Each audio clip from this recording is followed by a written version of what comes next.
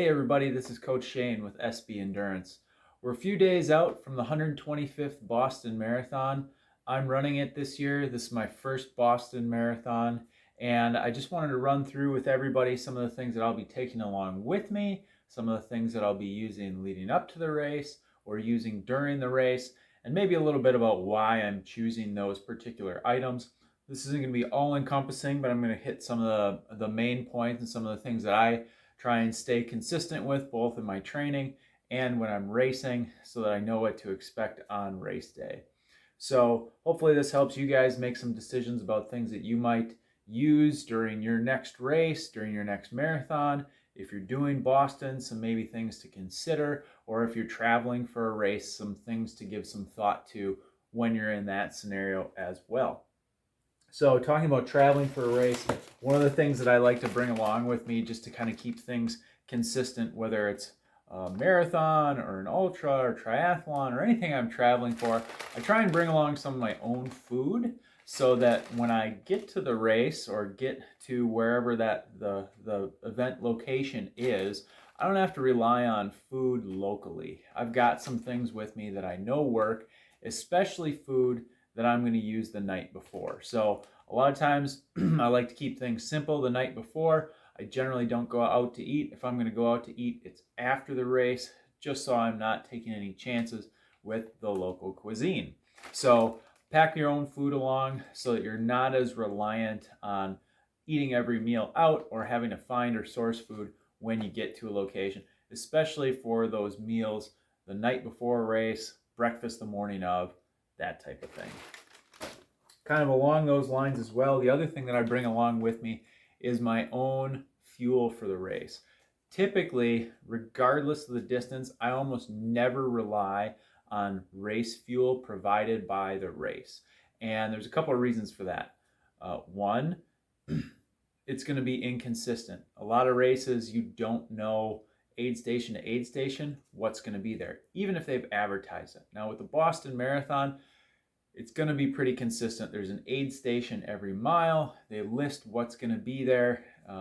The type of gels that they're going to have at Boston this year are not a gel that I use regularly. It's something I've tried in the event that I need to take one of theirs, but I'm going to take my own. I use Honey Stingers. They work well for me. And I really encourage people to look into what are you using at a race, or what's the race providing, if it's gels or Gatorade or anything like that. Is that something you're used to so you're not trying it for the first time on race day? So I always take enough gels along that I can fuel myself entirely during the event using just what I've brought. So that gets into, what do I carry those gels with?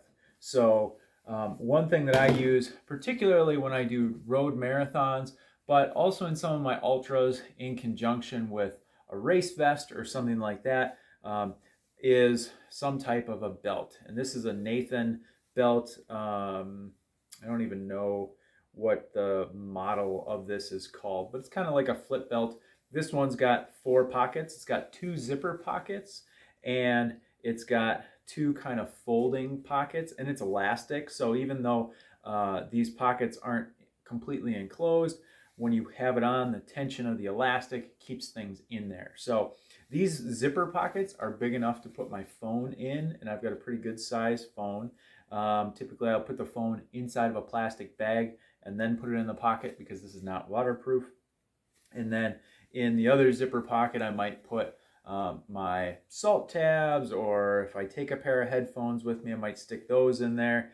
And then usually in the folding pockets is where I'll stick my gels. And I've used this method to carry all my nutrition in several road marathons and never had a problem with it.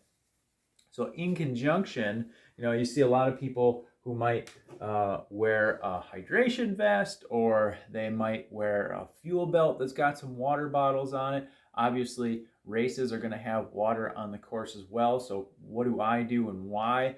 Well, number one, at Boston, you're not allowed to wear a Camelback or any type of race vest. You can wear a belt that's got bottles.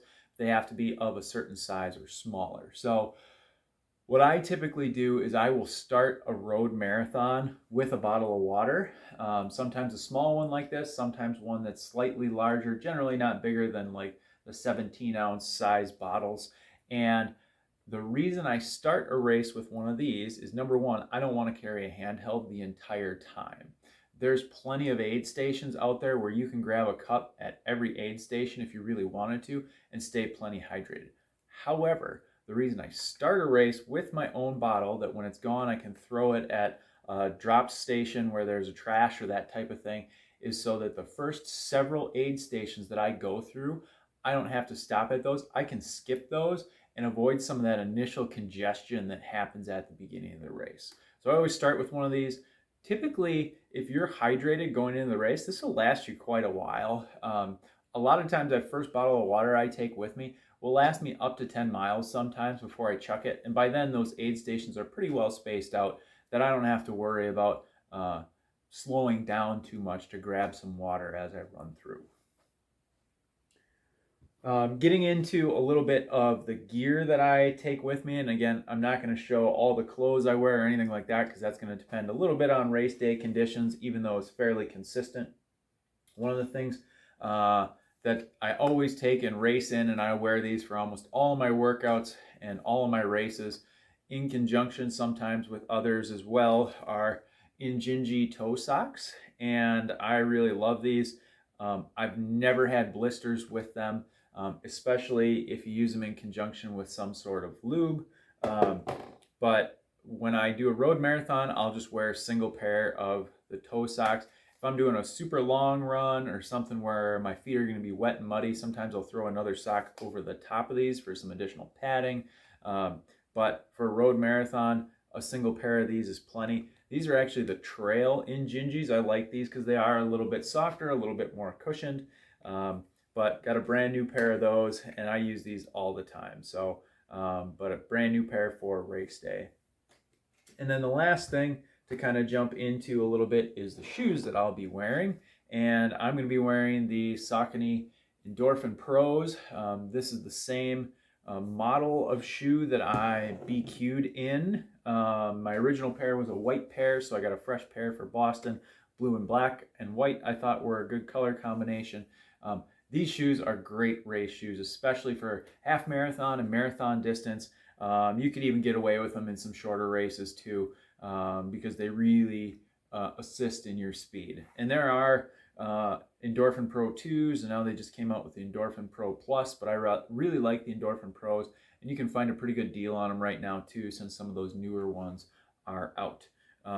In conjunction with that, because this is kind of a neutral shoe, I always put some kind of insert in. For Boston, I'm going to be using the Superfeet Carbon. These are pretty low profile, which are going to be good with a tighter fitting kind of race shoe like the Endorphin Pro. So that's just a little rundown of some of the things that I'm going to be using for Boston, some of the things that I use when I do a road marathon, and kind of some of the approaches that I take when I'm traveling for a race, just to keep things consistent so I know what's happening, so I know what's coming, so I can have that consistency again from training going into race day, because that always gives us a better result. So hopefully you guys found some of this information helpful. I really look forward to seeing some of you guys in Boston, hopefully, and if not, please follow me on race day. I'll be athlete number 2678, so look me up in the Boston Marathon Tracker. That's all I've got for you guys today. Have a good one.